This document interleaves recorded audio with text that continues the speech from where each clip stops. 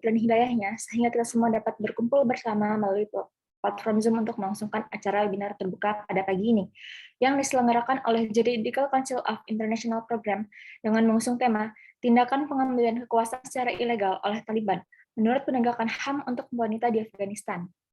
Semoga kita semua dalam keadaan sehat walafiat walaupun berada di tengah situasi pandemi COVID-19 ini. Selanjutnya, salawat serta salam tak lupa kita curahkan kepada junjungan kita, Nabi Muhammad SAW, yang telah membawa pencerahan dalam hidup kita. Semoga kita semua tergolong umat beliau yang mendapatkan syafaatnya kelak di hari akhir. Amin. Pak hadirin yang saya hormati, perkenalkanlah saya Diva Atala Muzayyufa selaku Master of Ceremony pada pagi ini. Selanjutnya, saya akan membacakan susunan acara pada pagi ini. 1. Pembukaan.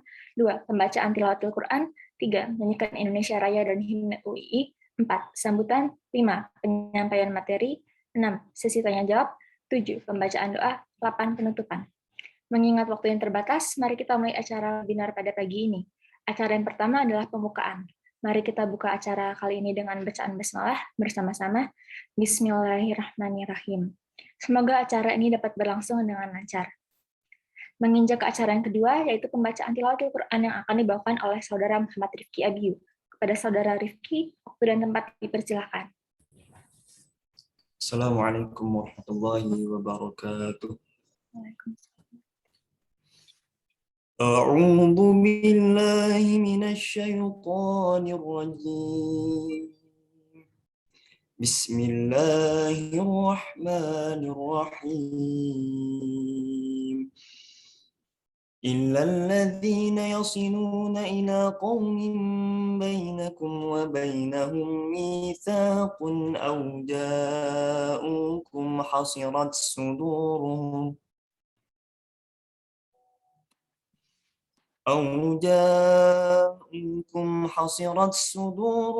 أن يقاتلوكم أو يقاتلوا قومهم ولو شاء الله لسلطهم عليكم فلقاتلوكم فإن اعتزلوكم فلم يقاتلوكم وألقوا إليكم السلم فما جعل الله لكم عليهم سبيلا صدق الله العظيم. السلام عليكم ورحمة الله وبركاته. Waalaikumsalam warahmatullahi wabarakatuh. Terima kasih kepada Saudara Muhammad Rifki Abiyu telah melantunkan ayat suci Al-Quran. Semoga dapat menjadikan acara ini terselenggara dengan ridho dan rahmat Allah Subhanahu wa Ta'ala. Acara selanjutnya adalah menyanyikan lagu Indonesia Raya dan diikuti himne UII. Kepada Saudara Muhammad Sulhan, waktu dan tempat dipersilakan. Hadirin dimohon berdiri.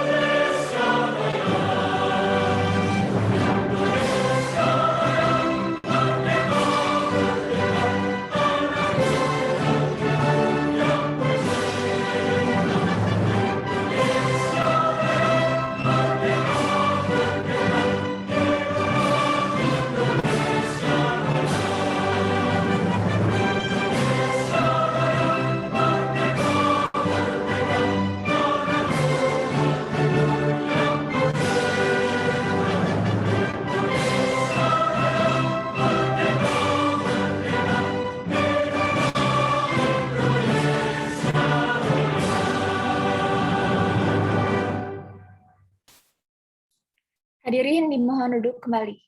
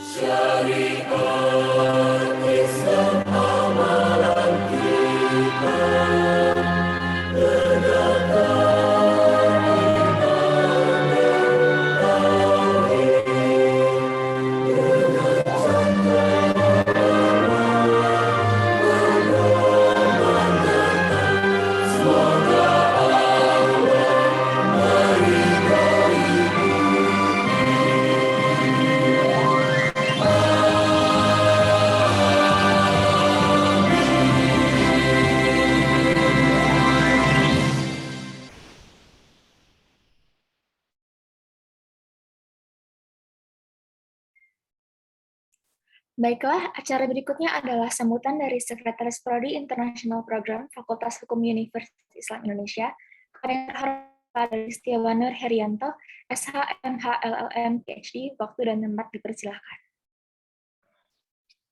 Baik, suara saya sudah bisa terdengar dengan baik ya, Mbak Diva. Ya. Oke. Bismillahirrahmanirrahim. Assalamualaikum warahmatullahi wabarakatuh. Alhamdulillahirabbil alamin wa bihi nasta'in wa ala umuri dunya waddin. Wassalatu wassalamu ala asyrafil anbiya'i wal mursalin sayyidina wa maulana Muhammadin wa ala alihi wa sahbihi ajma'in, amma ba'du. Yang saya hormati Associate Profesor Dr. Suparman Marzuki, SHM Hum, yang saya hormati Ketua dan Pengurus Juridical Council of International Program Fakultas Hukum Universitas Islam Indonesia, Mas Rifaldi dan jajarannya.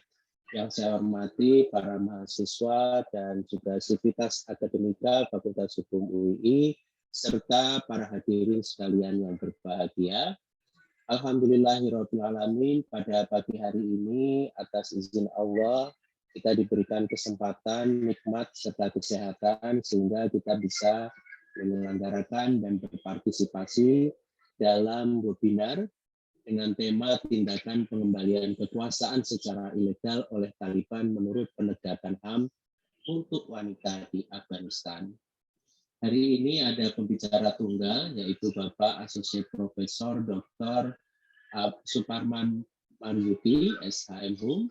Beliau memang pakarnya yaitu dalam bidang hak asasi manusia, sehingga sangat tepat pada hari ini untuk membahas, mengkaji, karena isu terkait dengan mengambil kekuasaan secara ilegal oleh Taliban di Afghanistan itu masih hot, karena belum lama ini kita sering mendengar berita-berita itu berseliweran di lini masa kita, di sosial media dan di manapun, bahwa kemarin sempat terjadi beberapa kasus di mana banyak orang melakukan melarikan diri, kemudian ada juga banyak korban yang berjatuhan karena pengambilan kekuasaan secara ilegal ini.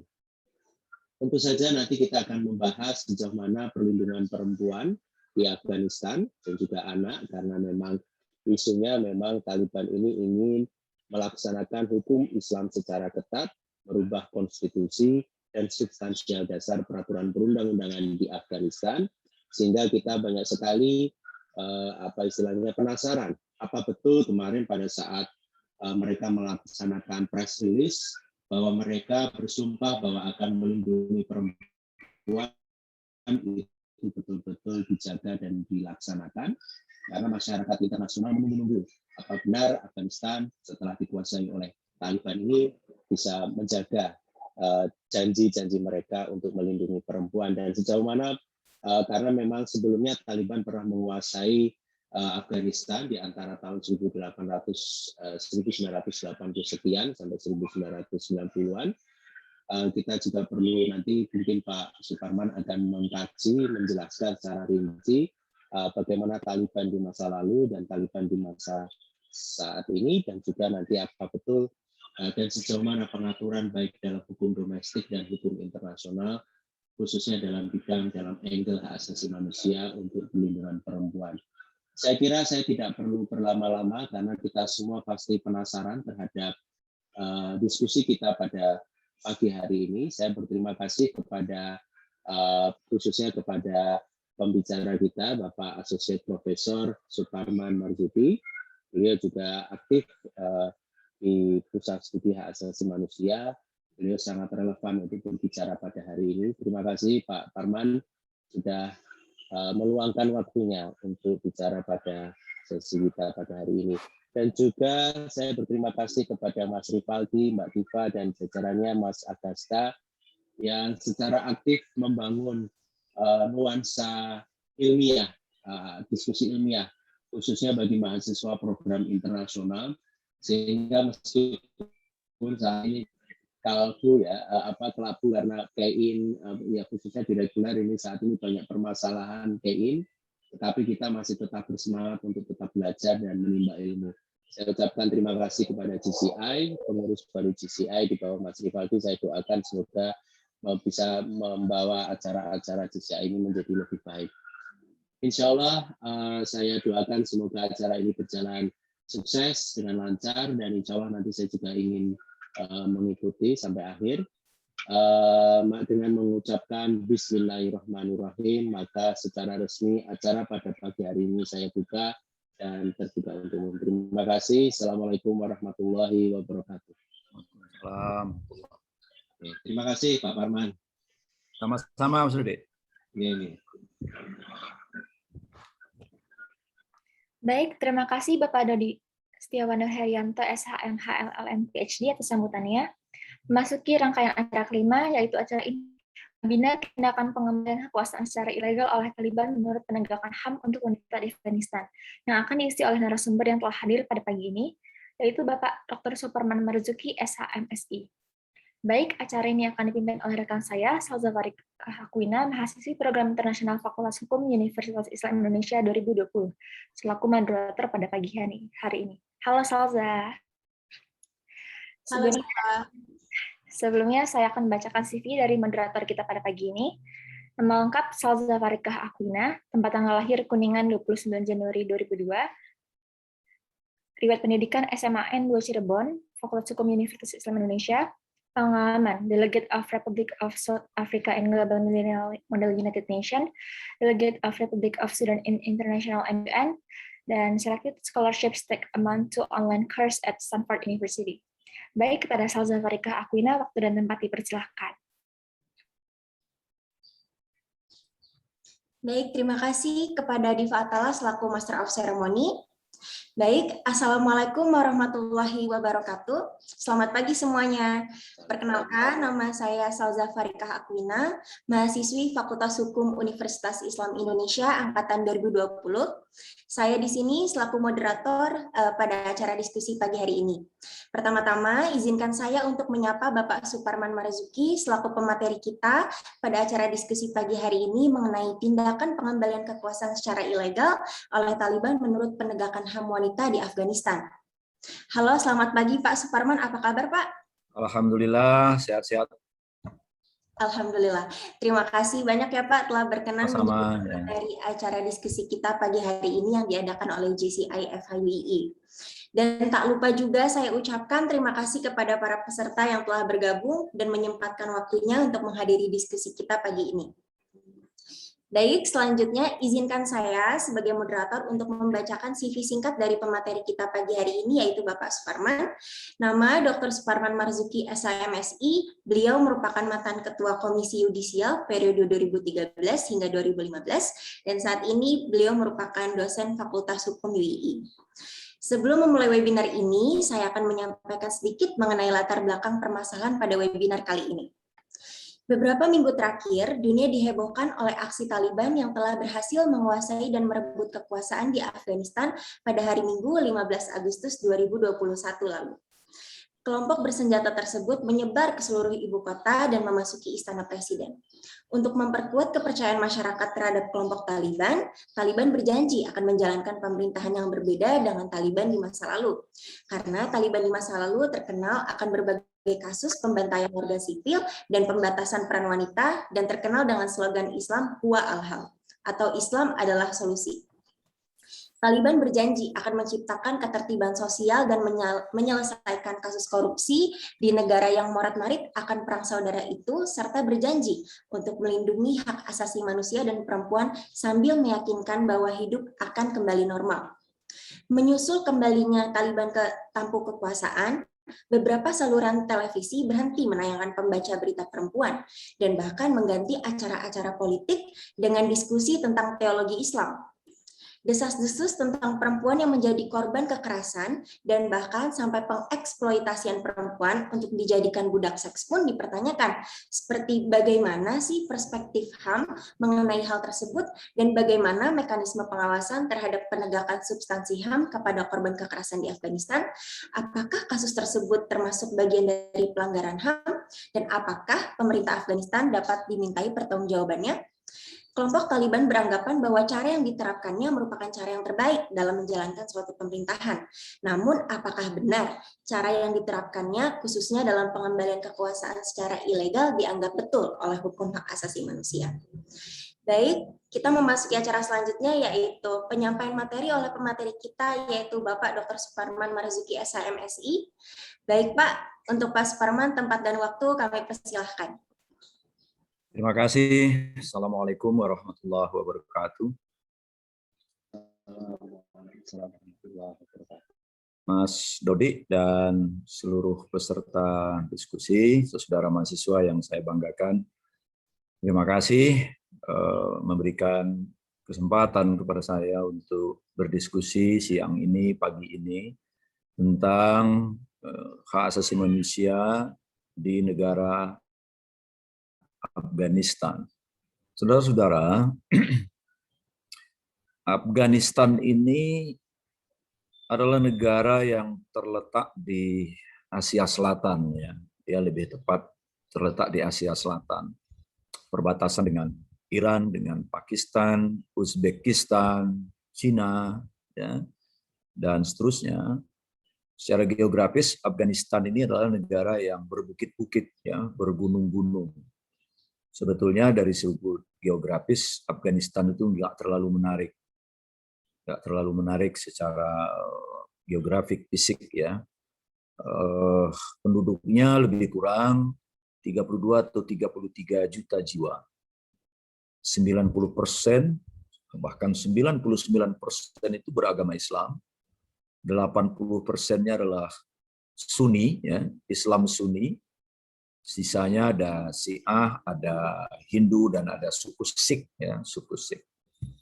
Nah, 80% Sunni yang menguasai Afghanistan itu adalah Sunni garis keras, sebetulnya, ya, Sunni garis keras. Nah, Sunni garis keras ini terpecah dalam paksi-paksi. Jadi jangan dikira Sunninya hanya satu paksi, dia berpaksi-paksi. Nah, salah satu paksinya ini adalah yang kita diskusikan hari ini, paksi Taliban. Taliban itu dari bahasa Pashto, ya, salah satu bahasa yang dipakai di Afghanistan, itu artinya murid. Murid, ya. Jadi kadang-kadang konotasi kalau sudah Taliban itu orangnya nggak bisa diajak kompromi, keras, dan seterusnya, keras kepala dan seterusnya. Padahal arti dasar dari Taliban itu artinya murid, ya, dalam bahasa Pashto. Ya. Nah, Afghanistan ini dalam sejarahnya yang panjang, terutama setelah tahun 70-an, itu jadi rebutan antara dua negara adidaya. Satu Uni Soviet dulu, sebelum Uni Soviet pecah, tahun 97-98. dengan Amerika Serikat. Selama sekitar 10 tahun, Afghanistan itu di bawah pengaruh Uni Soviet, Rusia. Dalam penguasaan Rusia selama 10 tahun itu, ya, Afghanistan ini diganggu terus oleh paksi-paksi kekerasan, oleh paksi-paksi yang melakukan kekerasan di Afghanistan. Dan salah satu paksi yang dirawat oleh Amerika waktu itu adalah Taliban ini. Jadi kalau saudara membaca buku tentang perebutan-perebutan wilayah di negara Muslim, ya, ada yang disebut dengan teori kompleks industri militer, ya, kompleks industri militer. Apa itu konflik industri militer itu? Bahwa negara-negara yang dilanda perang saudara atau berkecamuk perang selalu saja menjadi lahan untuk jualan senjata.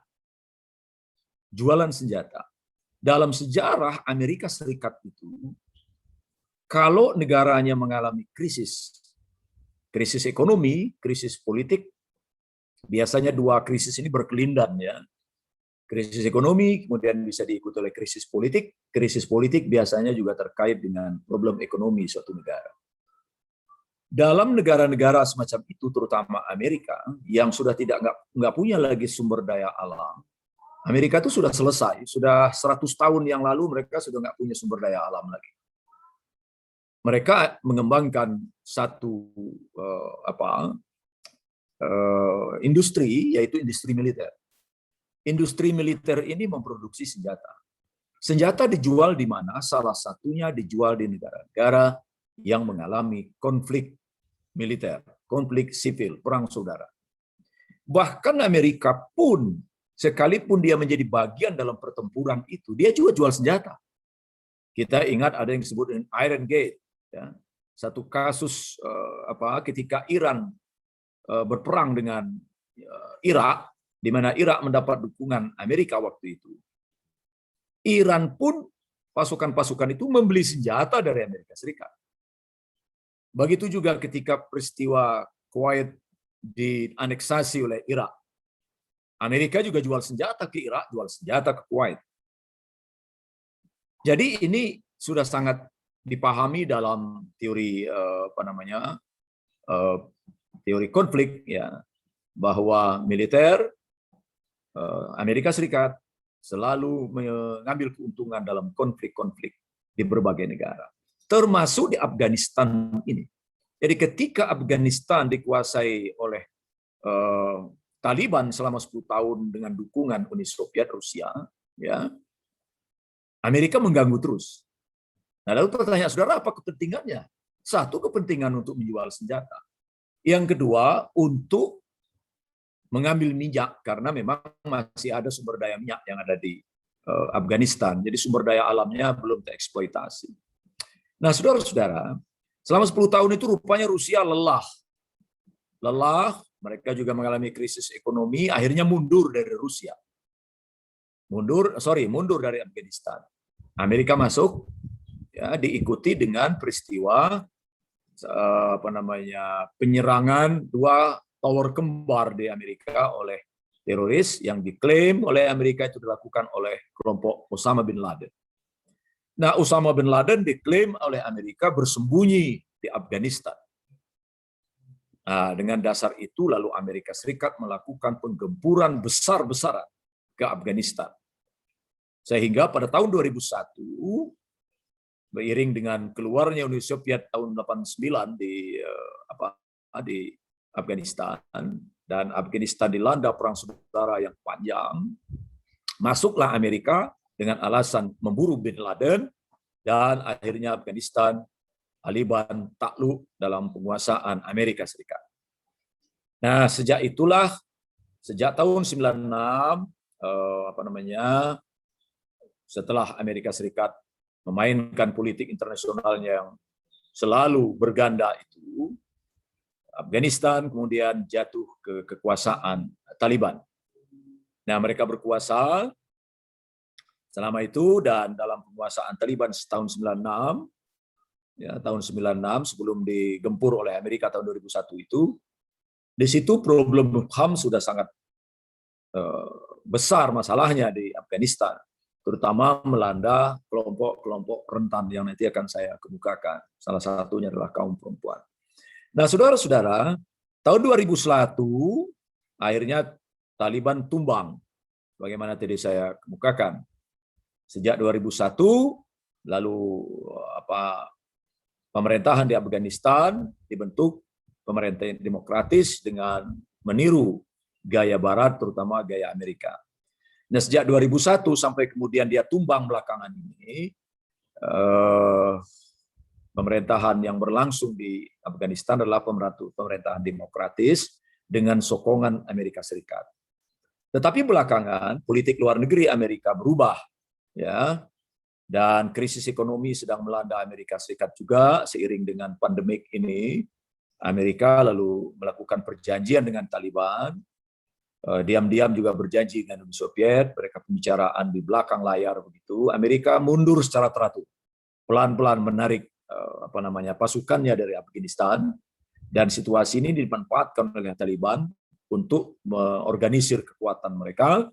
Dan seperti kita tahu, di bulan Agustus ini akhirnya Afghanistan jatuh ke tangan Taliban, dan dunia internasional menyorot ini sebenarnya adalah politik main mata Amerika Serikat.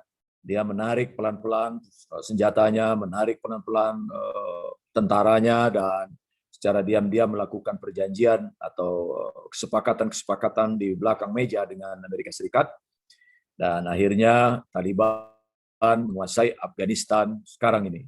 Jadi sekarang dunia internasional termasuk Perserikatan Bangsa-Bangsa mendesak Amerika Serikat untuk bertanggung jawab terhadap apa yang terjadi di Afghanistan sekarang. Karena mereka menilai Amerika ini main mata, Amerika ini pura-pura tidak tahu, pura-pura ini urusan dalam negeri negara Afghanistan begitu, sehingga mereka nggak perlu campur tangan lagi, sekalipun sesungguhnya adalah belakangan setelah Presiden Amerika Serikat diganti, mereka melihat ada persoalan lain di Amerika yang perlu dipikirkan oleh mereka.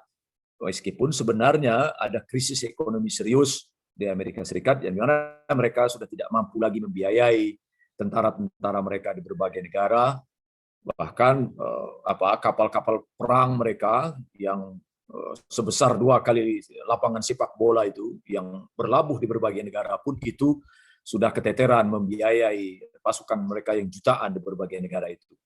Nah, agar tidak terjadi krisis politik dalam negeri, lalu Joe Biden mengambil langkah menarik tentaranya di berbagai negara, salah satunya di Afghanistan. Dan kesempatan ini yang digunakan oleh Afghanistan, terutama paksi Taliban yang merupakan paksi terkuat di sana, mengambil kekuasaan kembali setelah mereka berkuasa sekian waktu yang lalu.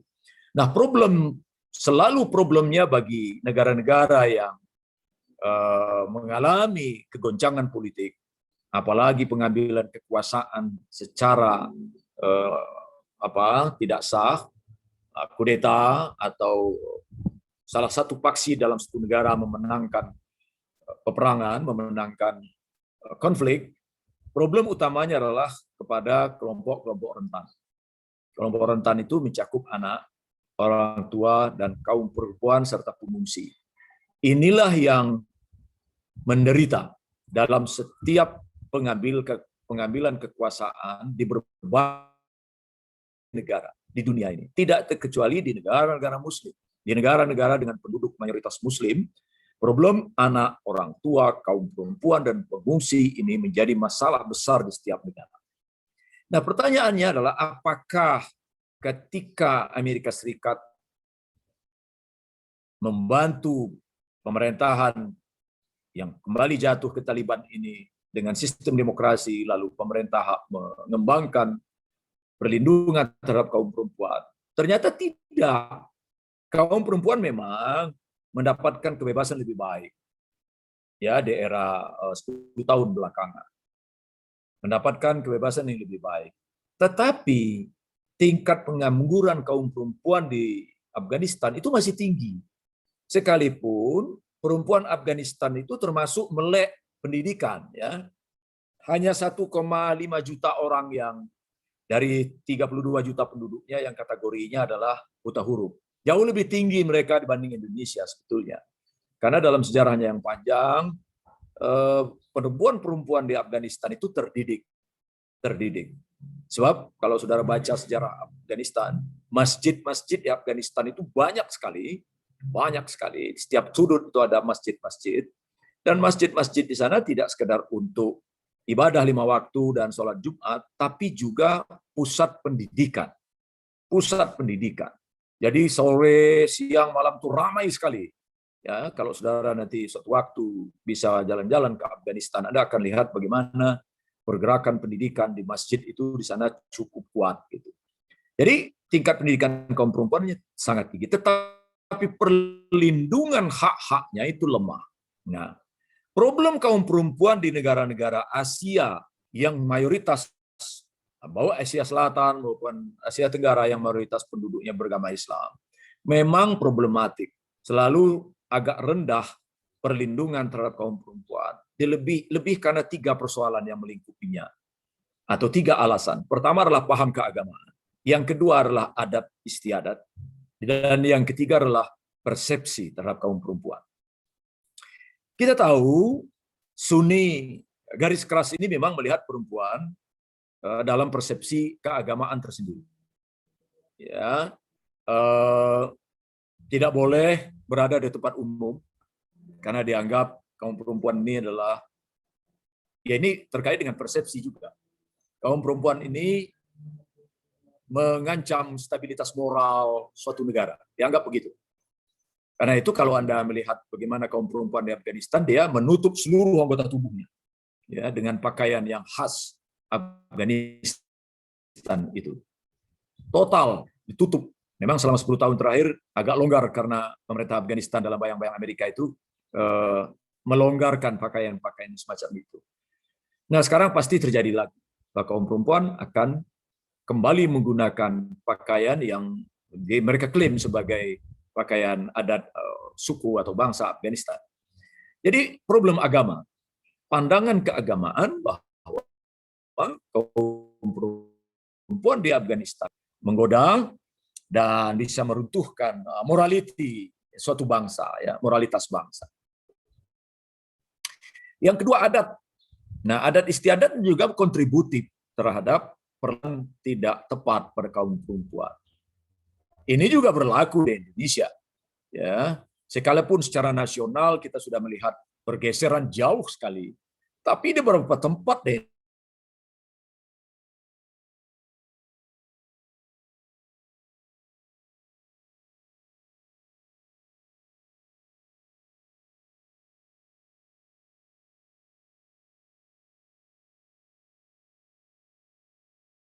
mereka ditaruh di atas untuk diasap istilahnya. Diasap kira-kira 1 bulan atau lebih. Dan ini dianggap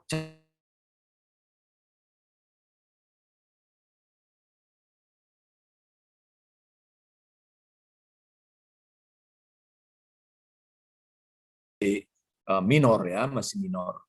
Dan yang ketiga adalah persepsi. Persepsi ini tentu terkait dengan mindset, persepsi terhadap perempuan, bahwa perempuan itu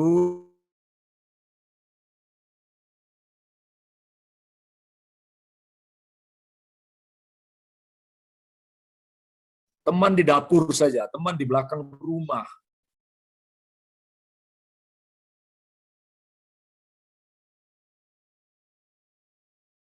Tinggi-tinggi juga diambil orang. Ya.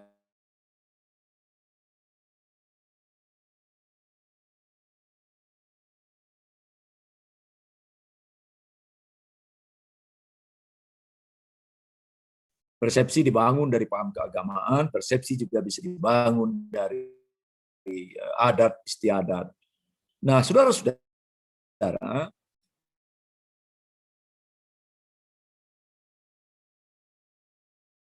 kaum perempuan tidak boleh bekerja, tidak boleh sekolah, tidak boleh berada di tempat umum, tidak boleh bersolek, ya.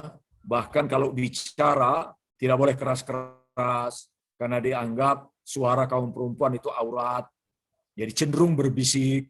Ya, kalau kaum perempuan di Afghanistan begitu, nggak boleh terang-terang ngomongnya, tertawa juga nggak boleh terbahak, dan seterusnya dan seterusnya. Jadi ada diskriminasi yang serius. Yang ketiga, kekerasan fisik. Kekerasan fisik itu umumnya adalah perkosaan. Ini angka cukup tinggi di Afghanistan. Ya, saya belum dapatkan data terbaru, tetapi perkosaan di Afghanistan itu termasuk cukup tinggi. Tapi berapa angkanya, saya belum mendapatkan data yang terbaru. Nanti kalau saudara mendapatkan data yang terbaru bisa di-share ya. Yang berikutnya adalah perlindungan terhadap kesehatan kaum perempuan, terutama ibu-ibu hamil. Dan ibu-ibu hamil yang melahirkan meninggal di Afghanistan itu nomor 2 terbesar di dunia setelah Somalia. Anda bisa bayangkan betapa buruknya pelayanan kesehatan di Afghanistan khusus buat kaum perempuan. Nah sekarang Afghanistan kembali dalam penguasaan paksi Taliban, garis keras. Maka apakah janji-janji mereka yang akan melonggarkan, merubah haluan politiknya tidak sebagaimana mereka buat kuasa di masa awal, agak sukar dipercaya. Agak sukar dipercaya. Karena bangunan dasar politik mereka adalah Islam garis keras. Ya, kalau mereka akan lakukan itu mungkin akan terjadi perbedaan internal di kelompok-kelompok Taliban sendiri. Saya kira itu ongkos yang sangat mahal. Itu mereka utarakan sebetulnya sangat politis. Sangat politis. Apa? Untuk mencegah intervensi negara lain, terutama kecaman-kecaman Perserikatan Bangsa-Bangsa terhadap kelompok Taliban, sembari mereka melakukan konsolidasi. Anda tahu sekarang sudah mulai terjadi kekerasan-kekerasan, pertempuran-pertempuran kecil di beberapa provinsi, di beberapa tempat oleh paksi-paksi lain. Ya, paksi-paksi lain. Karena memang Taliban yang terbesar. Tapi ada banyak paksi-paksi lain. Dan paksi Taliban ini juga rentan terjadi friksi di antara kelompok Taliban sendiri. Karena ada yang afiliasinya ke Pakistan, ada yang afiliasinya ke Arab Saudi, dan ada yang afiliasinya ke Iran. Nah, ada kepentingan politik Iran, ada kepentingan politik Arab Saudi, ada kepentingan politik Pakistan yang berbeda-beda terhadap paksi-paksi di Taliban. Nah, apakah pemerintahan ini akan berkuasa cukup panjang? Saya nggak terlalu yakin. Tetapi itu bukan poin penting. Apakah Taliban akan lama berkuasa lalu digantikan oleh paksi lain? Poinnya bukan itu. Poinnya adalah bahwa kaum perempuan akan terus menjadi problem serius dalam penguasaan siapapun. Ya, apakah penguasaan Taliban paksi keras maupun Taliban paksi lunak, atau akan dikuasai oleh paksi-paksi lain di situ. Ya. Nah, lalu bagaimana prospek Taliban ini? Maksud saya prospek kaum perempuan Taliban. Di dalam SIDO ya, ini Taliban ini kalau nggak salah satu negara yang belum meratifikasi konvensi anti diskriminasi terhadap kaum perempuan. Kalau saya salah tolong dikoreksi. SIDO itu menegaskan 3 prinsip utama, 3 asas utama dalam konvensi anti diskriminasi terhadap perempuan. Satu adalah persamaan derajat. Yang kedua adalah anti diskriminasi. Dan yang ketiga adalah tanggung jawab negara atau kewajiban negara. Nah, dalam konteks yang terakhir ini, kewajiban negara ini, maka apakah dunia internasional bisa mengambil bagian dalam penyelamatan kaum perempuan atau kelompok rentan di Afghanistan? Bisa. Itu dimungkinkan dalam konvensi-konvensi internasional HAM dengan catatan bahwa semua negara punya tanggung jawab, ya, state obligation itu tanggung jawab, dan itu sifatnya adalah orga omnes, ya, tanggung jawab moral seluruh bangsa terhadap pelanggaran hak asasi manusia di berbagai negara, terutama kaum perempuan. Dan itu artinya apa? Perserikatan bangsa-bangsa bisa mengambil peran di dalam upaya penyelamatan berbagai kekerasan, berbagai pelanggaran hak terhadap kaum perempuan di Afghanistan dengan berbagai macam cara yang dimiliki, instrumen-instrumen yang dimiliki oleh Perserikatan Bangsa-Bangsa. Antara lain misalnya PBB bisa menjatuhkan sanksi ekonomi Bisa bahkan ketika terjadi genosida di Yugoslavia terhadap penduduk Bosnia oleh Serbia, NATO dengan pimpinan Amerika Serikat melakukan gempuran besar-besaran tanpa mandat PBB, karena ada pelanggaran HAM serius di negara itu. Apakah Pakistan bisa mengambil peran? Bisa. Negara-negara tetangga adalah bisa melakukan tindakan-tindakan politik internasional bila pelanggaran terhadap kaum perempuan di Afghanistan itu tidak bisa ditolerir lagi dalam pengertian sudah sedemikian rupa mengancam kaum perempuan, maka itu bisa dilakukan.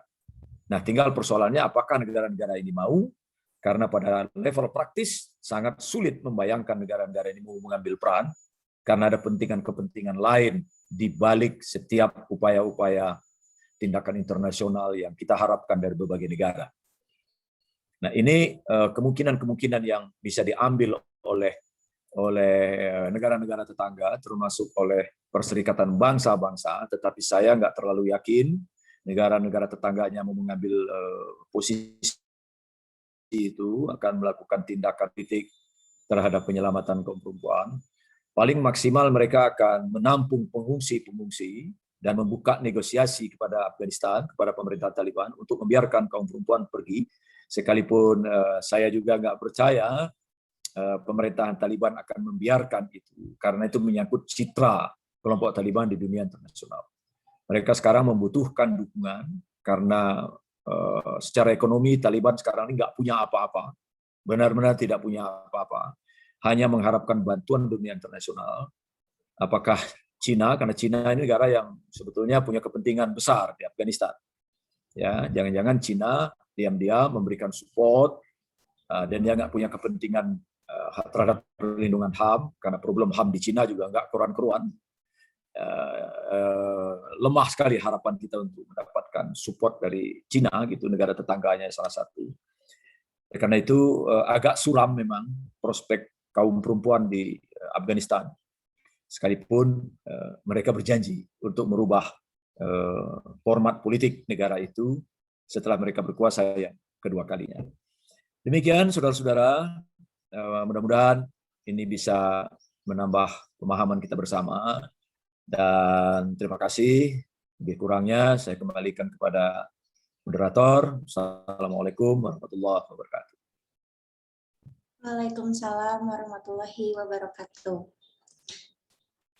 Baik, untuk acara selanjutnya yaitu sebelumnya terima kasih banyak Pak atas penyampaian materinya. Diskusi tersebut sangat-sangat menarik, memperluas wawasan kita mengenai permasalahan yang terjadi di Afghanistan, terutama dalam hal hak asasi, dan tentunya sangat insightful. Baik, untuk acara selanjutnya yaitu kita beralih nih ke sesi tanya jawab atau Q&A. Untuk pertanyaannya akan saya batasi maksimal 3 pertanyaan terlebih dahulu, dan apabila terdapat tambahan pertanyaan dapat dilanjutkan di sesi berikutnya. Silakan bagi peserta yang ingin bertanya untuk menggunakan fitur raise hand-nya atau bisa langsung mengetik pertanyaan di kolom chat, nanti saya akan bacakan terkait dengan pertanyaannya. Dipersilakan untuk teman-teman yang ingin bertanya, bisa langsung raise hand, kemudian open mic. Silakan.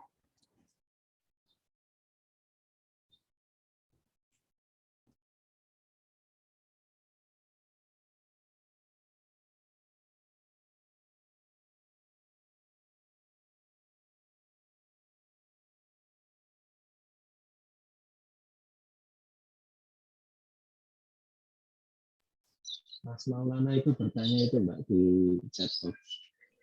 Baik, sepertinya sudah ada penanya kita yang pertama, yaitu dari Saudara Maulana. Pertanyaannya yaitu, bentuk intervensi apakah yang bisa Indonesia lakukan untuk membantu melindungi perlindungan perempuan di Afghanistan? Silakan untuk Pak Suparman untuk langsung menjawab pertanyaan dari Saudara Maulana.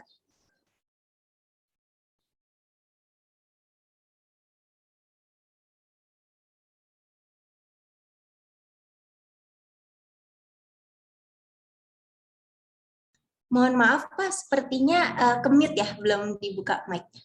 Ya, sorry, lupa. Sebagaimana saudara-saudara ketahui dalam hukum internasional, setiap negara dilarang untuk melakukan intervensi tanpa alasan yang cukup kuat. Itu prinsip.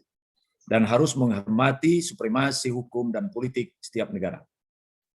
Tetapi, apakah satu negara dimungkinkan untuk melakukan intervensi? Apakah bentuknya intervensi politik atau yang lain, intervensi militer terhadap suatu negara yang melakukan misalnya pelanggaran hak asasi manusia yang serius? Bisa. Itu dimungkinkan. Dimungkinkan. Itu diatur dalam International Covenant Civil and Political Rights, ya, bahwa suatu negara dimungkinkan untuk melakukan intervensi militer bahkan dengan pertimbangan terbatas apabila terjadi suatu pelanggaran hak asasi manusia yang serius di suatu negara. Itu tanggung jawab negara tetangga. Lalu bagaimana Indonesia? Apakah bisa melakukan itu? Bisa saja. Indonesia bisa melakukan langkah-langkah persuasi, satu. Dan seperti saudara tahu, Yusuf Kala itu, mantan wakil presiden kita, adalah salah satu orang Indonesia yang sering kali diajak bicara oleh kelompok-kelompok paksi-paksi di Afghanistan. Salah satunya adalah paksi Taliban. Paksi Taliban ini sering kali mengajak diskusi beberapa pimpinan Indonesia, salah satunya yang sering adalah Pak Yusuf Kala. Nah, Pak Yusuf Kala diminta untuk memberikan pendapat penyelesaian terhadap problem di Afghanistan. Posisi Indonesia itu strategis. Satu, kita sama-sama penganut Sunni mayoritas. Yang kedua, Islam di Indonesia ini Islam moderat. Ya. Dan pemerintah Indonesia tidak pernah secara jelas berpihak pada satu paksi apapun di Afghanistan. Ya, nggak pernah berpihak kepada satu paksi apapun. Itu sudah dicatat. Sekalipun ada orang menduga-duga bahwa Indonesia sebetulnya ada kecenderungan lebih bisa berdiskusi dengan kelompok Taliban. Bukan. Kelompok Taliban itu lebih banyak orangnya. Mullah-mullahnya atau ulama-ulamanya itu memang lebih banyak. Dan seringkali berkunjung ke Indonesia. Jadi ada lebih karena problem psikologis saja. Dan kita punya keuntungan itu. Lalu intervensi apa? Saya kira yang paling mungkin adalah melakukan pembicaraan ya secara lebih persuasi melalui tokoh-tokoh. Jadi bukan melalui kekuatan formal negara, tetapi melalui tokoh-tokoh. Saya berharap pemerintah kita secara resmi mengutus, misalnya Pak Yusuf Kala dengan siapa, untuk memberikan saran pendapat, pandangan pada pemerintahan Afghanistan tentang bentuk pemerintahan yang sebaiknya mereka jalankan dan bagaimana memperlakukan warga negaranya dengan baik. Ya, itu menurut saya paling strategis bisa dilakukan oleh Indonesia. Nah, kalau bantuan ekonomi, ya biasanya bantuan ekonomi ini tidak mudah juga untuk diberikan. Ya, lihat-lihat situasi internal Afghanistan. Salah-salah bantuan ini bisa disalahgunakan oleh pemerintah yang sedang berkuasa. Mungkin pemerintah kita juga berpikir ulang sekalipun bantuan ekonomi itu selalu disediakan dalam anggaran negara terhadap negara-negara tetangga yang mengalami problem-problem politik maupun problem-problem ekonomi. Nah, itu yang paling mungkin, saudara ya. Kalau intervensi militer, saya kira saya nggak punya gambaran apa itu bisa dilakukan oleh Indonesia. Karena nggak mudah, nggak murah biayanya untuk memfasilitasi itu, dan Indonesia nggak punya tradisi melakukan invasi atau intervensi militer, tapi intervensi kita adalah intervensi politik, jalan dengan politik luar negeri kita bebas aktif, ya lebih banyak menyampaikan pendapat-pendapat yang lebih humanistik gitu pendekatannya. Saya kira itu. Baik, terima kasih Pak atas jawabannya. Bagaimana Saudara Maulana, apakah sudah cukup menjawab pertanyaan Anda? Baik, kita lanjut ke pertanyaan berikutnya ya Pak. ini ada dari Saudara Muhammad Rifaldi, bertanya, jika masyarakat Afghanistan merasa hak-haknya dilanggar oleh kelompok Taliban, kemudian mereka berpendapat bahwa pemerintah Afghanistan telah melanggar hak asasi manusia warga Afghanistan. Namun, pemerintah Afghanistan melimpahkan pertanggungjawaban HAM-nya kepada Taliban sebagai pihak yang harus bertanggung jawab atas pelanggaran HAM tersebut. Pertanyaannya, apakah hal tersebut bisa dibenarkan, Pak? Terima kasih banyak. Ya, kalau yang berkuasa resmi sekarang, setidak-tidaknya mereka sudah mendeklarasi sebagai penguasa baru Afghanistan, yaitu kelompok Taliban. Kalau itu pelanggaran terjadi di masa pemerintahan mereka, ya tentu mereka bertanggung jawab. Nggak bisa melemparkan tanggung jawab itu pada pemerintahan yang sebelumnya. Tetapi kalau pelanggaran hak asasi manusia itu terjadi di eranya presiden yang sebelum ini, yang melarikan diri ke Tajikistan itu, tentu itu tanggung jawab pemerintahan yang ditumbangkan. Tetapi apakah Taliban bisa bertanggung jawab? Bisa bertanggung jawab juga. Dalam bentuk apa? Sebagaimana Indonesia sekarang sedang ditagih terhadap pelanggaran HAM masa lalu. Kelompok Taliban sekarang, pemerintah Taliban sekarang ini bisa melakukan rehabilitasi, bisa melakukan permohonan maaf, bisa memberikan kompensasi sesuai dengan standar-standar penyelesaian pelanggaran HAM menurut Konvensi HAM internasional. Tetapi kalau mereka merasa tidak bersedia dan tidak merasa, oh ini bukan urusan kami, itu pertanggungjawaban pada pemerintahan sebelum kami. Itu secara hukum HAM internasional keliru. Pemerintahan yang baru tetap punya tanggung jawab terhadap pelanggaran yang dilakukan oleh pemerintahan sebelumnya. Bahwa pemerintahan sebelumnya bisa dimintai pertanggungjawaban pun bisa. Perserikatan Bangsa-Bangsa bisa melakukan penyelidikan. Makanya Anda bisa baca terakhir ini seruan dari berbagai NGO internasional ya, bahwa Amerika harus bertanggung jawab terhadap pelanggaran HAM yang terjadi di Afghanistan. Karena mereka dianggap melakukan apa yang disebut crime by omission. Ya, mereka melakukan pelanggaran karena mendiamkan apa yang terjadi. Nah, itu bisa dituntut di dunia internasional. Ini yang sekarang dikembangkan, bahwa Amerika nggak bisa tutup mata. Bahwa ini karena mereka diam terhadap apa yang terjadi. Jadi ada disebut dengan crime by commission dan ada crime by omission. Amerika dituduh melakukan crime by omission. Terjadi pelanggaran HAM dalam bentuk Amerika diam saja. Membiarkan apa yang terjadi di sana. Jadi sangat mungkin itu dituntut melalui Perserikatan Bangsa-Bangsa. Nah, tapi masalahnya apakah PBB mau membentuk penyelidik internasional untuk membebankan tanggung jawab ini pada negara raksasa seperti Amerika Serikat. Ya, seperti selama ini Amerika Serikat kebal hukum. Ya, sedikit saja dia diancam, dia akan mengancam Perserikatan Bangsa-Bangsa untuk menarik bantuannya ke UN, karena Anda tahu uang terbesar UN itu dari Amerika. Ya, nah, jadi Amerika ini punya semacam kekuatan besar untuk tidak menerima sanksi apapun dari Perserikatan Bangsa-Bangsa. Saya kira begitu ya. Bagaimana Saudara Rifaldi, apakah sudah jelas? Baik, ini ada pertanyaan ketiga, Pak. Tadi Bapak sudah menyinggung sedikit nih mengenai Perserikatan Bangsa-Bangsa atau PBB.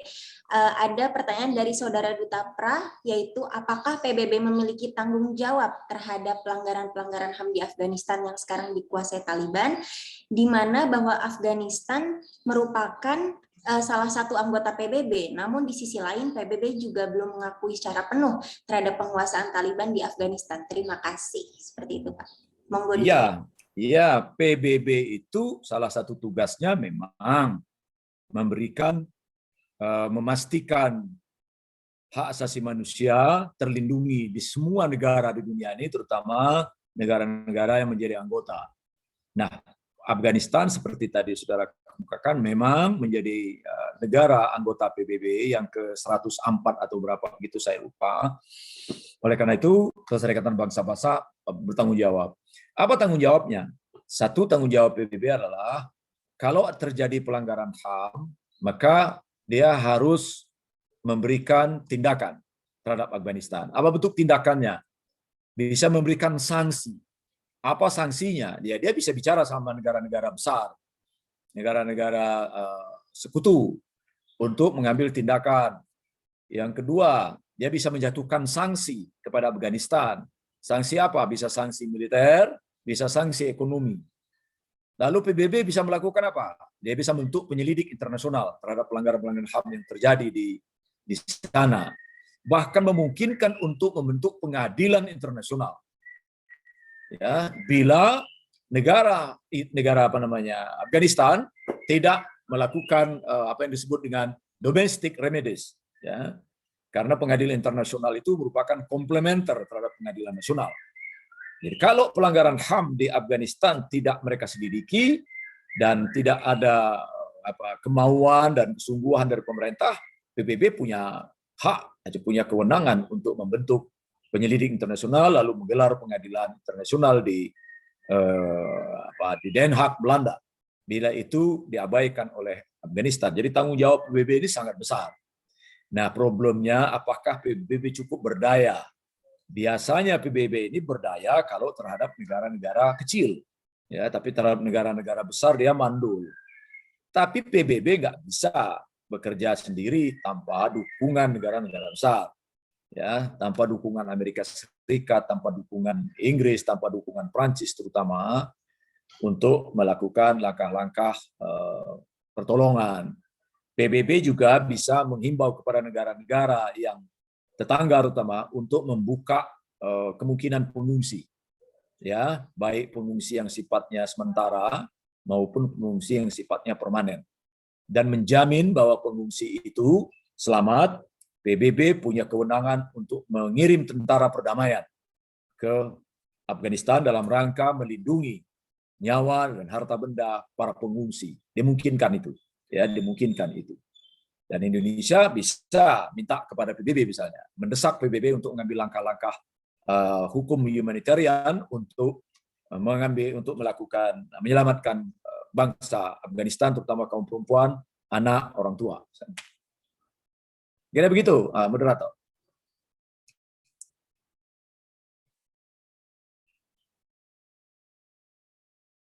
Masih di mute, moderator. Oh iya, maaf. Bagaimana Saudara Duta Pra, apakah sudah menjawab pertanyaannya? Sepertinya tidak ada responnya, mic-nya masih dimatikan. Baik, ini sepertinya kita masuki sesi Q&A yang kedua, karena topik yang dibawakan menarik sekali ya Pak. Jadi melebihi 3 pertanyaan nih, apa tidak keberatan Pak? Silakan. Baik, ini selanjutnya ada pertanyaan dari Saudara Wahyu, yaitu ketika Taliban benar-benar menepati janji dalam artian melindungi dan menjunjung hak-hak perempuan, lalu sejauh mana ini memberikan sisi politiknya terhadap perempuan? Itu kita berharap begitu. Ya, kita ingin Taliban merubah wajahnya, merubah wajah politiknya dengan memberikan perlindungan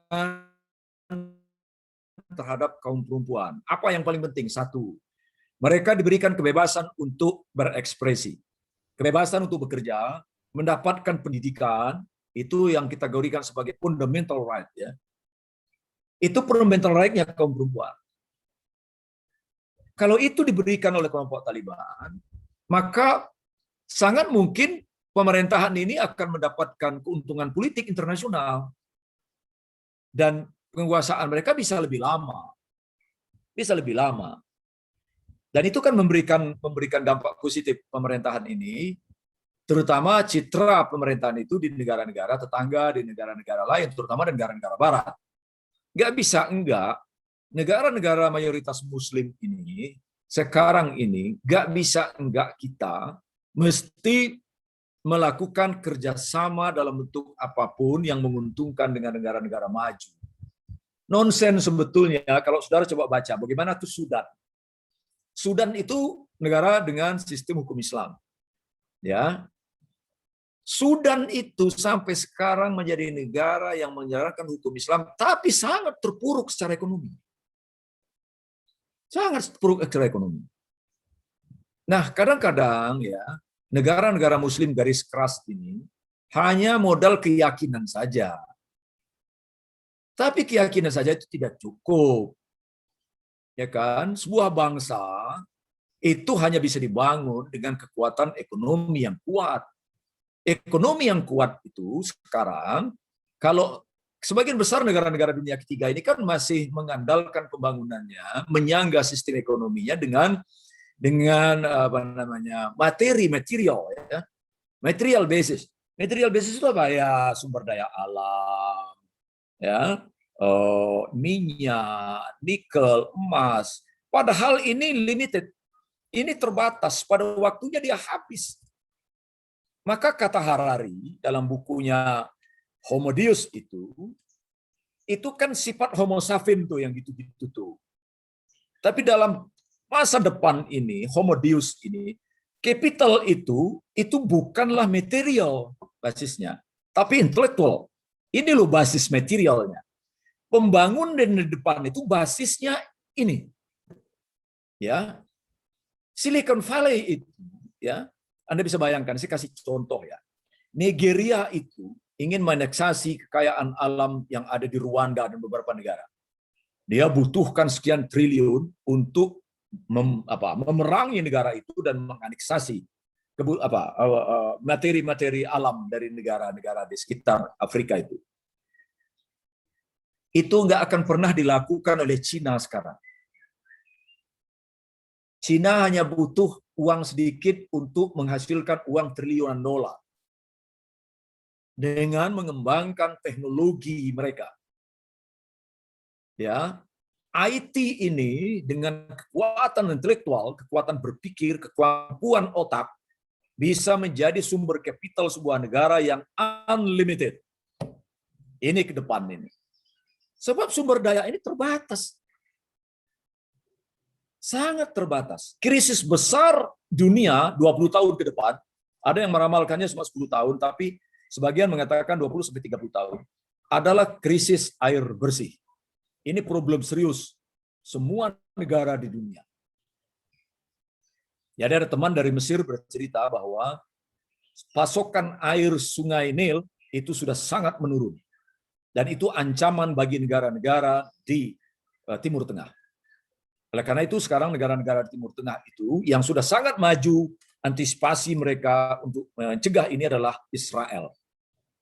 Sementara negara-negara lain, Mesir, yang berada di panjang sungai Nil itu sekarang ini belum melakukan persiapan apapun mengantisipasi krisis air bersih. Dan itu artinya ancaman bagi kehidupan manusia dalam jangka yang panjang. Nah, kembali ke Afghanistan ini, ya, saya kira kalau mereka berpikirnya cukup cerdas, ya, ke depan ini pembiayaan hidup setiap bangsa tidak bisa lagi mengandalkan kepada materi. Ini cara berpikir manusia Homo sapien yang sudah dijalankan jutaan tahun yang lalu.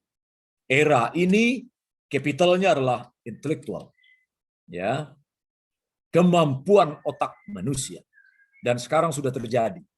Sekarang sudah terjadi. Bagaimana negara-negara maju sekarang ini, kapital negaranya dibangun oleh kemampuan mereka menghasilkan uang dari kemampuan berpikir, kemampuan intelektualitas manusianya. Dan kalau saudara membaca buku-buku Kurzweil misalnya ya, orang dosen dari MIT yang juga ngajar di Harvard University itu umurnya baru 38 tahun. Kurzweil ini sudah menciptakan robot-robot yang diperkirakan akan menggantikan fungsi manusia. Bahkan sekarang ini dia sudah menciptakan simulasi ayahnya. Ayahnya itu sudah meninggal belasan tahun lalu dia merekonstruksi ayahnya. Dia wawancarai semua orang yang mengenal ayahnya, lalu dia rekonstruksi ayahnya itu memang dalam bentuk visualisasi di komputer. Tapi ayahnya bisa diajak bicara.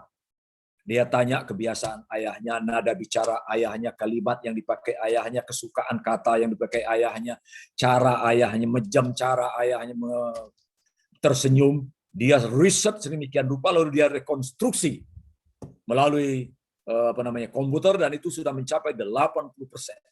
Dia sudah bisa dialog dengan ayah. Nah, orang menyebutnya bahwa Kurzweil sudah mampu menghidupkan orang mati. Menghidupkan orang mati, visualisasinya seperti itu. Dan sekarang mereka mengatakan bahwa kematian itu adalah problem teknis. Ini memang mengguncangkan iman.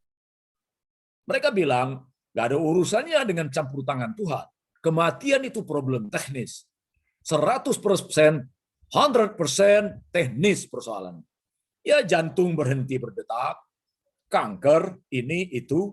Nah, para ahli sekarang sedang menyiapkan satu cara mengatasi problem teknis itu. Sehingga manusia bisa hidup lebih dari 100 tahun. Problem ginjal itu problem teknis. Bagaimana mengatasi orang nggak kena serangan ginjal, nggak punya serangan jantung, nggak ada serangan ini, itu. Riset dengan menggunakan satu kemampuan intelektuality itu sudah sedemikian maju. Sayangnya kita, mohon maaf ini ya, agak sedikit melebar, kita bisa diskusi sendiri tentang ini sebetulnya. Sayangnya kita masih sibuk dengan berbicara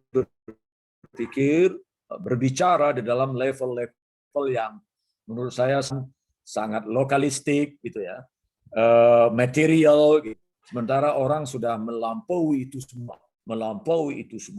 Apakah umat Islam di berbagai negara Muslim terbesar mulai beranjak dari cara berpikir itu, ya wallahu a'lam di bidang ini. Apa kita tetap yakin dengan bahwa ada kehidupan setelah kematian, tidak apa-apa, itu keyakinan kita yang bisa dirubah.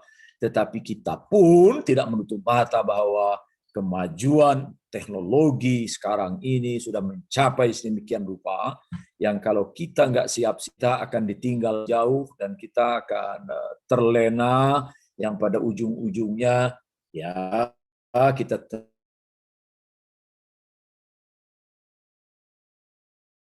sementara orang mengambil peran apa-apa, masih berbangun sistem politik kita seperti apa, sampai Indonesia masih berbicara tentang amandemen yang ke presiden 3 kali lah, masih di sini kita, sementara orang sudah jauh sekali.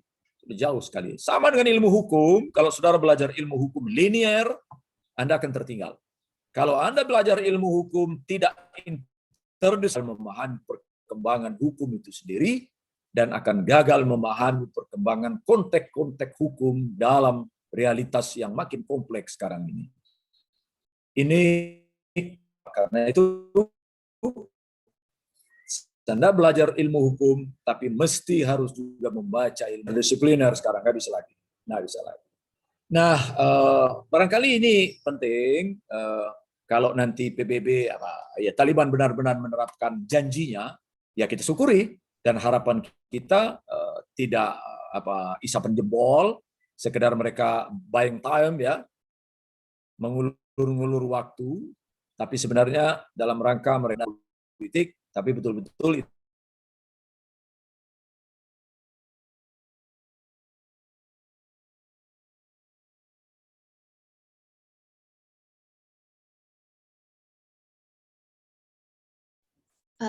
Pak Suparman? Yap. Ya, sepertinya suaranya tadi agak putus-putus gitu.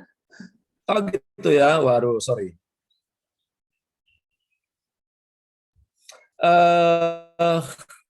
Ya, saya harus ngomong apa ini, moderator?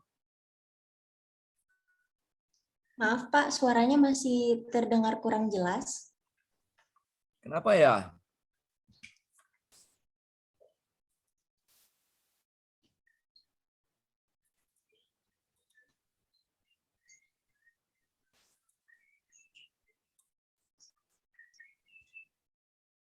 Sekarang bagaimana? Sudah jelas Pak. Jelas ya. Jadi saya simpulkan sedikit pertanyaan saudara tadi, kalau betul pemerintahan Afghanistan di bawah kendali Taliban sekarang mau merubah orientasinya, termasuk kebijakannya terhadap kaum perempuan, itu sangat penting dan menguntungkan bagi penduduk setempat, sekaligus bisa menjadi modal besar bagi negara itu mendapatkan support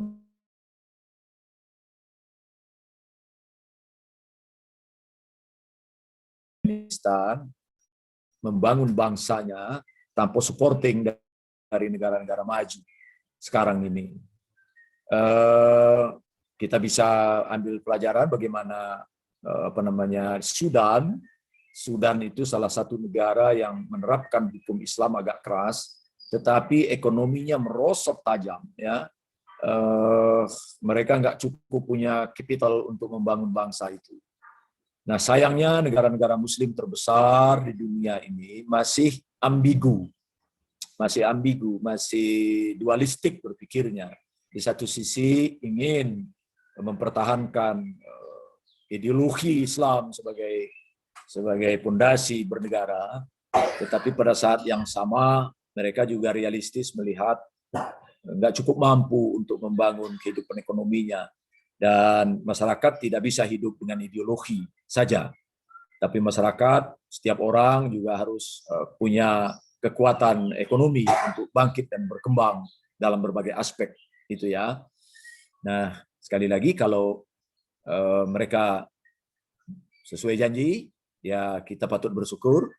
Saya kira teman-teman pengungsi akan kembali ke negara itu, dan hal yang positif bagi hak asasi manusia. Saya kira itu. Baik, terima kasih Pak atas pemaparan yang sangat jelas. Bagaimana Saudara Wahyu, apakah sudah menjawab pertanyaannya? Sudah. Terima kasih, Pak. Sama-sama, terima kasih. Selanjutnya ini ada pertanyaan dari Saudari Sabila Azahra, mungkin bisa langsung saja diutarakan untuk open mic, diutarakan pada pemateri kita. Ya, sebelumnya makasih kesempatannya dari moderator. Perkenalkan, saya Sabila dari mahasiswi IP tahun 2018. Saya ingin menanyakan terkait dengan partisipasi bangsa dalam ketertiban dunia gitu ya Pak ya. Kembali lagi ke, mungkin tadi Bapak sudah memaparkan bagaimana intervensi Indonesia yang bisa dilakukan untuk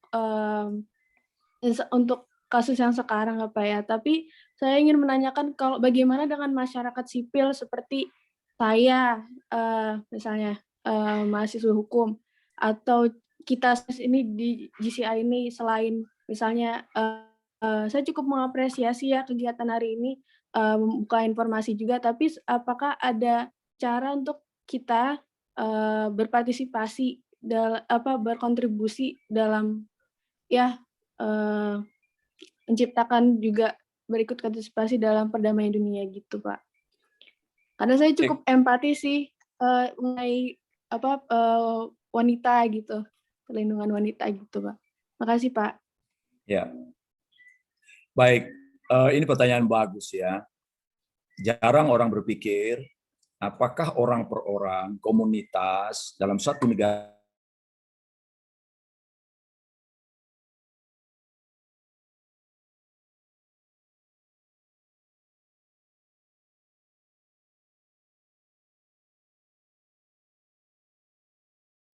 Mohon ditunggu audiens, sepertinya ada kendala koneksi dari pemateri kita. Halo, Pak. Kedengaran suara saya? Sudah terdengar jelas Pak, silakan dilanjutkan penjelasannya. Baik, saya ulangi saja. Jadi, apakah orang per orang, kelompok orang, dalam suatu negara dimanapun, bisa berkontribusi, bisa berperan untuk menyelamatkan atau untuk menjadi bagian dari penyelesaian masalah masyarakat bangsa lain? Sangat bisa. Sangat bisa. Dan itu sudah banyak dilakukan oleh orang-orang di berbagai negara. Ya. Apa ada dasarnya ini? Ada dasarnya. Dalam hukum HAM internasional itu dikenal apa yang disebut dengan persoalan manusia dimanapun adalah persoalan semua umat manusia dimanapun. Ya, jadi persoalan manusia dimanapun, persoalan manusia siapapun dimanapun. Nah, apa yang bisa kita lakukan? Orang per orang bisa melakukan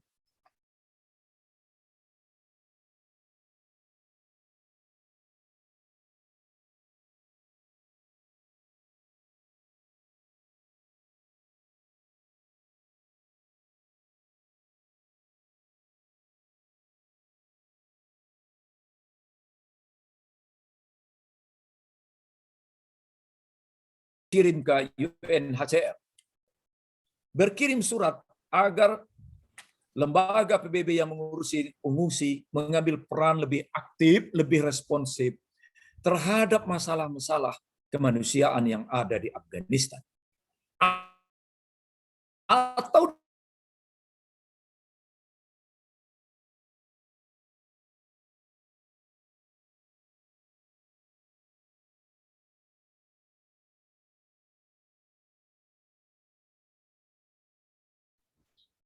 Halo Pak? pribadi orang-orang yang menginginkan meminta PBB mengambil peran penting. Dan suratnya itu ribuan. Bahkan ada anak SD kirim surat. Anak SD berkirim surat. Dan itu menggugah. Sebagian dari surat-surat itu diceritakan seringkali dibacakan dalam sidang-sidang umum PBB. Sering-sering dibacakan. Nah, tentang pendidikan mereka bersurat, tentang kesehatan mereka bersurat, tentang perdamaian mereka bersurat. Ya. Tentang Palang Merah, ini kebetulan anak saya bekerja di Palang Merah. Ya, dia senior sudah, muridnya Mas Dodik ini. Dia sekarang bekerja di ICRC ya. Dia bercerita bahwa ada surat-surat personal yang dikirim ke ICRC meminta perhatian terhadap problem kemanusiaan di berbagai negara. Jadi ini bisa kita lakukan. Saya sangat mendukung bila nanti international class ini berapapun bikin surat yang baik dengan bahasa Inggris yang baik. Tentu isinya, substansinya bisa didiskusikan dengan Mas Dodi, dosen-dosen internasional ya. Bermutu, bikin surat bermutu. Ya, dengan landasan-landasan hukum internasional, hukum HAM internasional, Anda kirim ke PBB. Anda tembuskan kemana-mana, ke negara-negara adidaya, agar mengambil peran dalam konflik-konflik yang menimbulkan korban kaum perempuan di berbagai negara. Nah, sayangnya orang Indonesia sangat minimalis dalam soal ini. Karena menganggap, ini urusan negara, oh ini urusannya Komnas HAM, oh tidak. Justru surat-surat seperti ini sangat menggugah, mengguncangkan hati nurani para pemimpin dunia. Ya, kadang-kadang ada surat cuma 3-4 alinea, tapi pilihan katanya itu dahsyat sekali.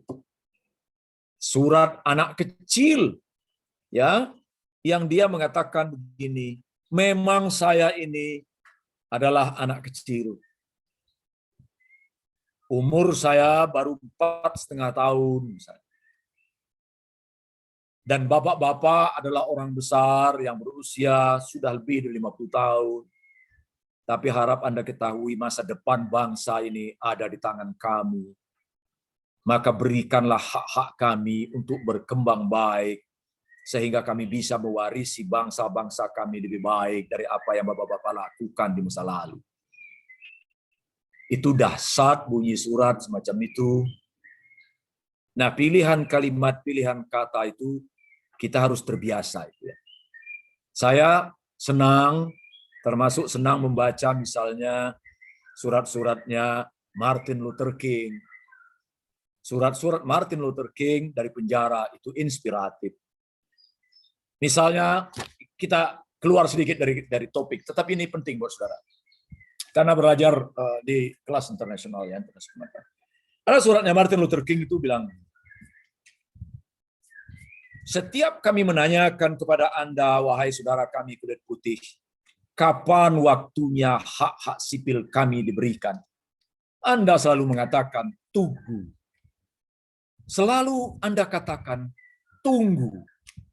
Wahai saudara-saudaraku kulit putih, kata tunggu buat kami adalah sama dengan tidak. Luar biasa. Ya, ini kalimat-kalimat dasar, kata-kata dasar seperti ini. Anda harus mulai belajar. Sehingga surat-surat yang dibikin itu memiliki menghujam hati nurani, akal sehat manusia sangat dalam. Ya, saya sangat menyarankan Anda senang membaca hal-hal semacam itu, karena Anda adalah, saya yakin, tadi Salsa misalnya pernah menjadi utusan dari international class dalam berbagai forum internasional. Salsa selalu tahu itu. Bagaimana ketika you berdiskusi dengan lawan-lawan debat Anda dari negara-negara lain, pilihan kata mereka dalam bahasa Inggris itu efisien, efektif, dan tepat. Ya, Fasa itu anak saya pernah bercerita bagaimana dia belajar banyak dari debat-debat internasional itu. Karena pilihan kata dari lawan debat dia dari berbagai negara itu cukup tepat untuk menggambarkan suatu fenomena. Hanya dengan 2-3 kata. Nah, ini kita mesti belajar. Ya. Dalam bahasa Indonesia pun kita mesti belajar. Terima kasih. Baik, terima kasih Pak atas pemaparannya. Ini kebetulan ada 2 pertanyaan terakhir, yaitu dari yang pertama dari saudara Enrico. Untuk saudara Enrico bisa sekaligus saja Salsa ya, sekaligus saja ya. Ditampung ya, aja ya. Saya Pak. catat. Ya. Oke. Yang pertama ini ada pertanyaan dari saudara Enrico, yaitu skema politik apakah yang bisa dilaksanakan oleh warga Afghanistan dalam mengadvokasi permasalahan HAM negaranya kepada masyarakat internasional. Itu yang pertama dari saudara Enrico, dan yang kedua dari saudara Shoma. Ini beberapa waktu lalu Yusuf Kala, maksudnya kali ya JK ini atau siapa, bertemu dengan pimpinan Taliban Mullah Baradar. Di lain sisi pada Agustus lalu Menlu Retno Marsudi memberikan pernyataan kepada Taliban untuk melaksanakan pemerintahan yang inklusif dan menghormati hak-hak perempuan. Hal ini dapat dianggap sebagai sinyal hubungan internasional dengan Taliban sejauh tidak bertentangan dengan prinsip Indonesia dalam hubungan internasional. Pertanyaannya, lalu apa yang harus dilakukan Indonesia untuk menjamin implikasi kekuasaan Taliban, khususnya terhadap WNI yang di Afghanistan dari pengaruh pengekangan hak-hak wanita, paparan radikalisme, dan lain sebagainya? Baik. Pertanyaan menarik. Sekarang ini saja, bahkan sejak lama ada banyak aktivis hak asasi manusia bangsa Afghanistan itu yang minta suaka politik di berbagai negara, ya, dan mereka menyerukan agar pemerintahan Afghanistan siapapun memperhatikan, melindungi hak-hak kaum perempuan terutama. Udah banyak. Itu advokasinya, itu gerakan-gerakan kemanusiaan yang mereka lakukan. Mereka juga bisa melakukan lobby-lobby politik, ya, karena mereka berada di luar, mereka bisa melakukan lobby-lobby politik. Dengan siapa? Dengan tokoh-tokoh negara di mana mereka berada. Misalnya ada aktivis Afghanistan itu yang berada di Amerika.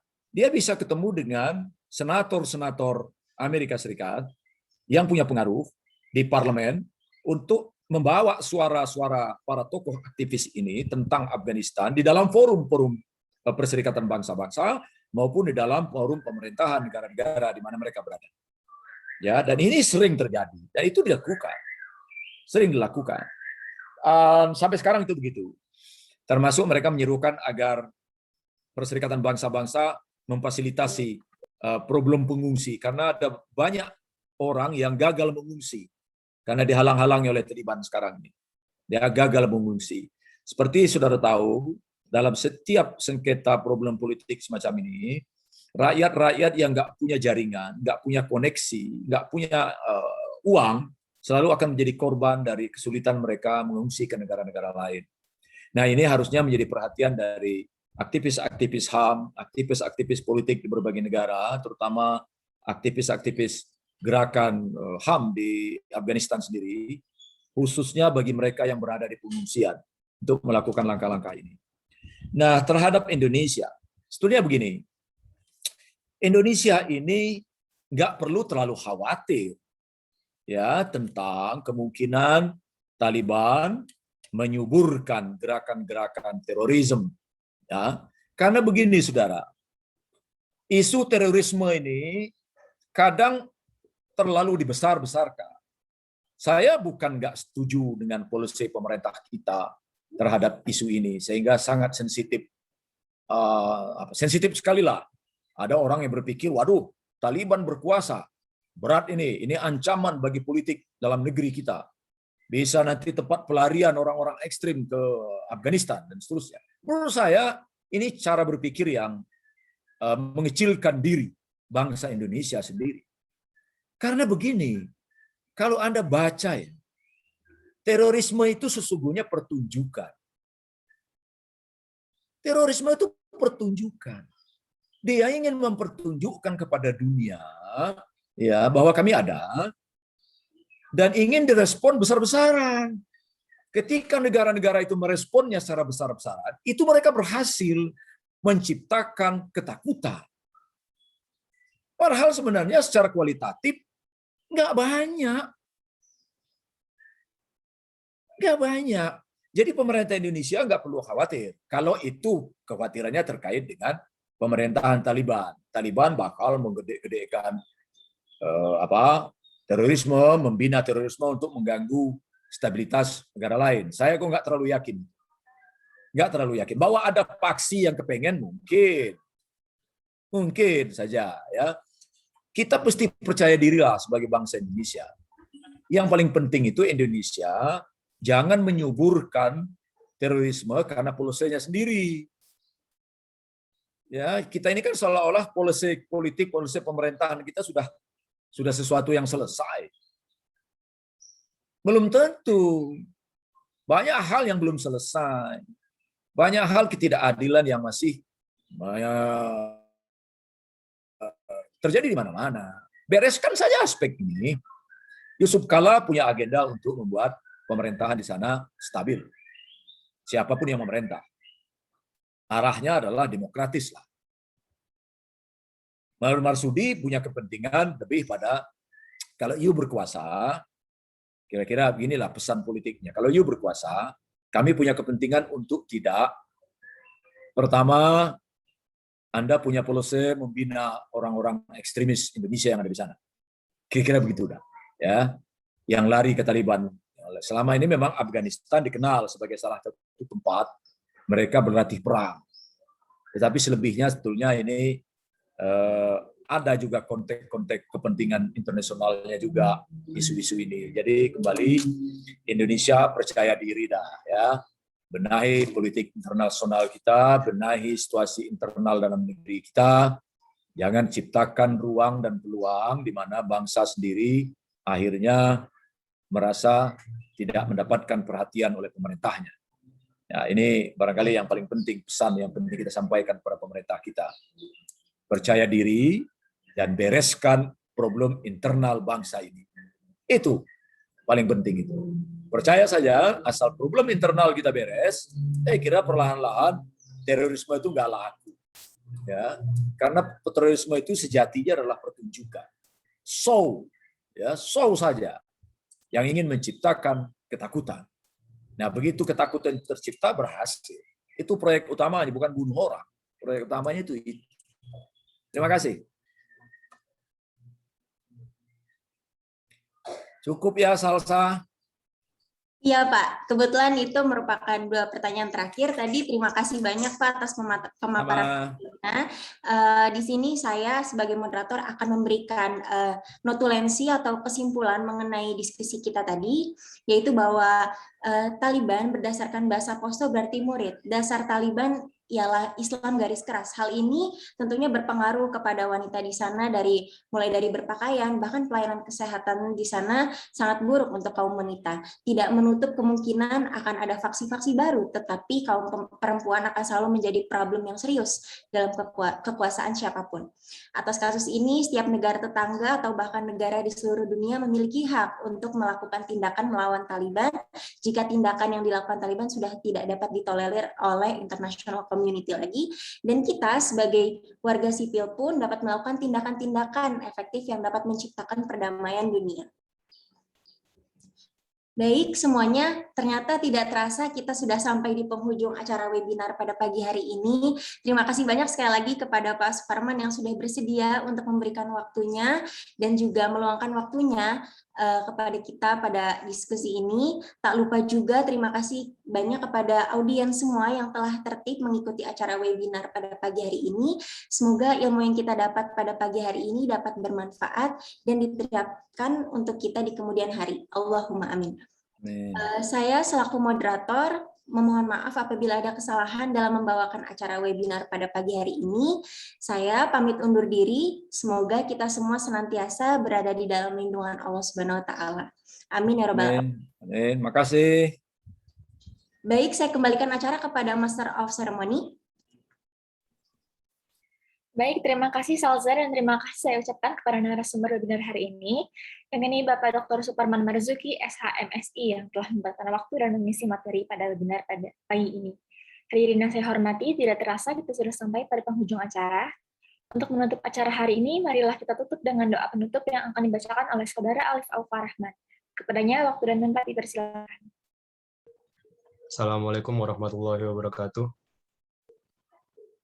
Bismillahirrahmanirrahim. Alhamdulillahirabbil alamin. Hamdan yuwafi ni'amahu wa yukafi'u mazidah. Ya Rabbana lakal hamdu wa lakal syukru kama yanbaghi li jalali wajhika wa azimi sultanik. Allahumma sholli wa sallim ala sayyidina Muhammad wa ala ali sayyidina Muhammad. Sholatan tunjina biha min jami'il ahwali wal afat wa taqdilana biha jami'al hajat wa tutahhiruna biha min jami'is sayyi'at wa tarfa'una biha indaka a'lad darajat wa tuballighuna biha aqsal ghayat min jami'il khairati fil hayati wa ba'dal mamat. Innahu sami'un qarib mujibud da'wati wa yaqdiyal hajat.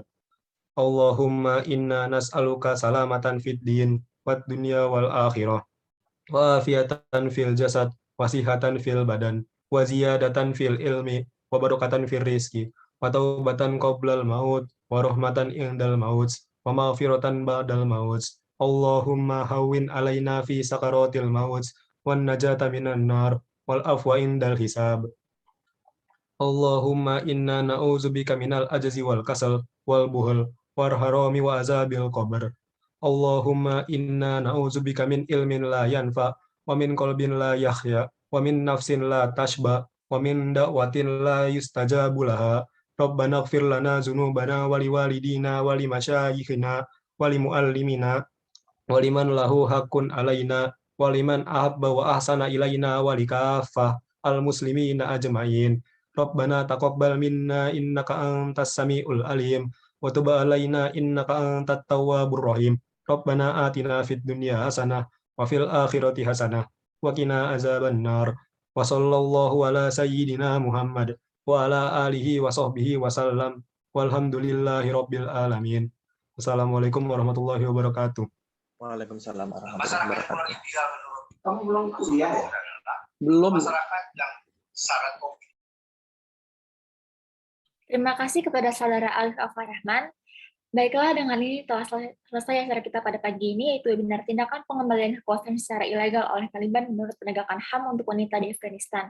Semoga ilmu yang didapatkan hari ini dapat bermanfaat bagi kita semua. Amin ya rabbal alamin. Di acara, bagi seluruh peserta diharapkan untuk mengaktifkan kamera untuk mengabadikan momen ini. Kepada yang bertugas dipersilakan untuk melakukan sesi dokumentasi.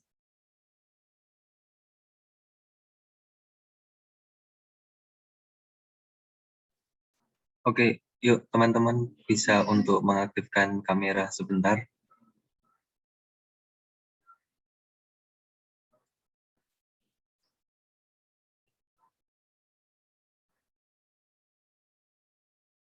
Oke. Dalam hitungan 3, 2, 1. Satu kali lagi ya teman-teman. Dalam hitungan 3, 2, 1. Oke, terima kasih. Terima kasih teman-teman. Maaf telat. Kalau mau lihat siaran ulang gimana ya?